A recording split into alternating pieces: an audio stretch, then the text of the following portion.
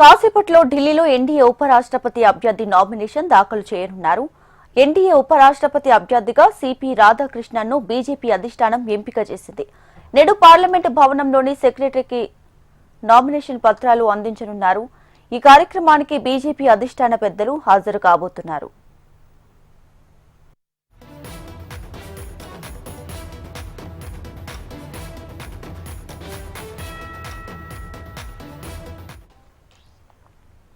కాసేపట్లో ఢిల్లీలో ఎన్డీఏ ఉపరాష్ట్రపతి అభ్యర్థి నామినేషన్ దాఖలు చేయనున్నారు. ఎన్డీఏ ఉపరాష్ట్రపతి అభ్యర్థిగా సిపి రాధాకృష్ణన్ను బీజేపీ అధిష్టానం ఎంపిక చేసింది. నేడు పార్లమెంటు భవనంలోని సెక్రటరీకి నామినేషన్ పత్రాలు అందించనున్నారు. ఈ కార్యక్రమానికి బీజేపీ అధిష్టాన పెద్దలు కూడా హాజరు కాబోతున్నారు. ఇక పూర్తి డీటెయిల్స్ మా ప్రతినిధి ఆర్కే అందిస్తారు. ఆర్కే, ఇక ఎన్డీఏ ఉపరాష్ట్రపతి అభ్యర్థి సిపి రాధాకృష్ణన్ ఈ రోజు నామినేషన్ దాఖలు చేయబోతున్నారు. మరి పార్లమెంట్ భవనంలో ఈ నామినేషన్ దాఖలు చేస్తారు. రాజ్యసభ సెక్రటరీ జనరల్ దగ్గర నామినేషన్ దాఖలు చేయాల్సి ఉంటుంది. మరి ఇప్పటికే ఎన్డీఏ భాగస్వామ్య పక్షాలన్నీ కూడా కలిసి ఈ సిపి రాధాకృష్ణన్ ని ప్రస్తుతం మహారాష్ట్ర గవర్నర్ గా ఉన్నారు, ఆయనను నామినేట్ చేయడం జరిగింది.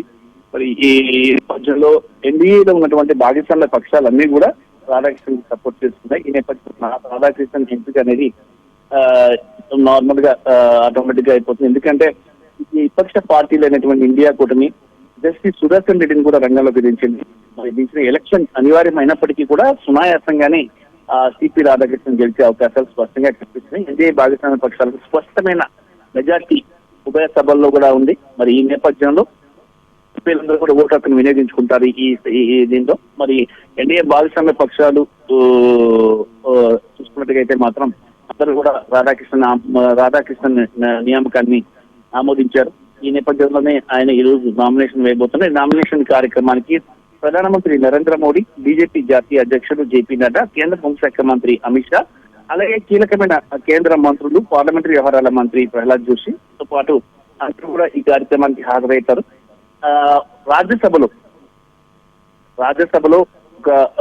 రాజ్యసభను సక్రమంగా ముందుకు నడిపించడం కోసం ఈ ఉపరాష్ట్రపతి రాజ్యసభ చైర్మన్ గా ఉంటారు. మరి రాజ్యసభ నడవాలి, బిల్లులు మంచిగా నడవాలి, దాంతో పాటు బిల్లులని ఆమోదం పొందాలి, అన్ని పక్షాలను కలుపుకొని ముందుకు వెళ్లాల్సిన అవసరం ఉంటుంది. ఈ నేపథ్యంలోనే జగదీప్ ధన్కర్ రాజీనామా చేసిన తర్వాత సిపి రాధాకృష్ణన్ ని ఎంపిక చేయడం జరిగింది.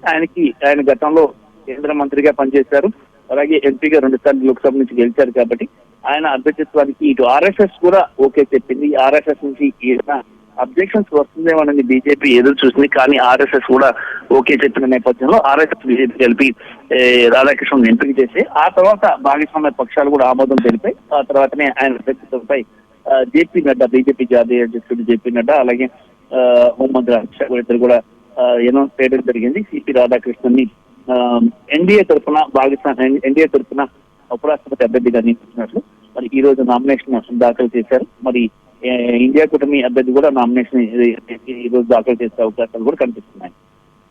Right RK, thank you.